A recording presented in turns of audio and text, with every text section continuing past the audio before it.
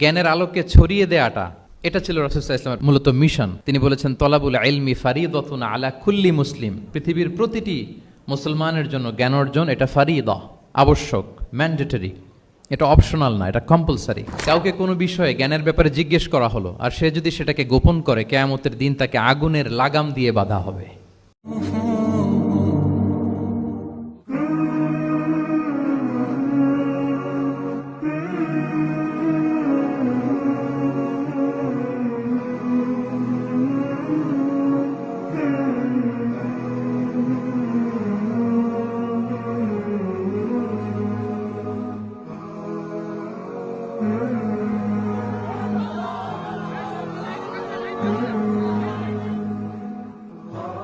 আসসালামু আলাইকুম ওয়া রাহমাতুল্লাহি ওয়া বারাকাতুহু। নাহমাদুহু ওয়া নুসাল্লি আলা রাসূলিহিল কারীম, আম্মা বা'দু, ফাআউযু বিল্লাহি মিনাশ শাইতানির রাজীম। বিসমিল্লাহির রহমানির রহিম।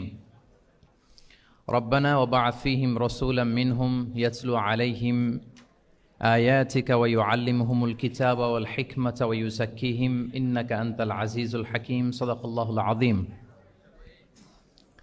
রব্বি ইশরাহ লি সাদরি ওয়া ইয়াসসির লি আমরি ওয়াহলুল উকদাতাম মিন লিসানি ইয়াফকাহু কওলি।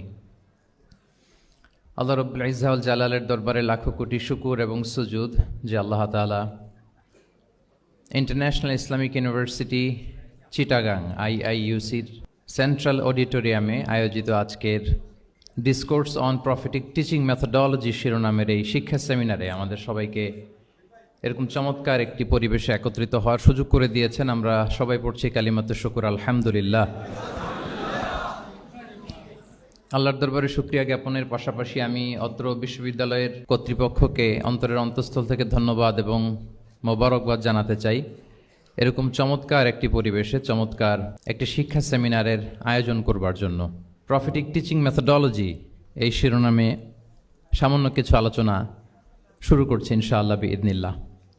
সম্মানিত সুধীমণ্ডলী, প্রথমেই আমি জানতে চাচ্ছি যে আপনারা সবাই কেমন আছেন? আলহামদুলিল্লাহ, আমিও খুব ভালো আছি, আলহামদুলিল্লাহ সুম্মা আলহামদুলিল্লাহ। সম্মানিত সুধী, আপনারা টপিকটা নিশ্চয়ই স্টেজের ব্যাকড্রপে দেখতে পাচ্ছেন যে সেখানে খুব বড় ফন্টে লেখা আছে discourse on prophetic teaching methodology, অর্থাৎ আল্লাহ রাসূল সাল্লাল্লাহু আলাইহি ওয়া আলিহি ওয়াসাল্লামের শিক্ষা পদ্ধতি বা পাঠদান পদ্ধতি কেমন ছিল, তিনি কিভাবে শিখাতেন।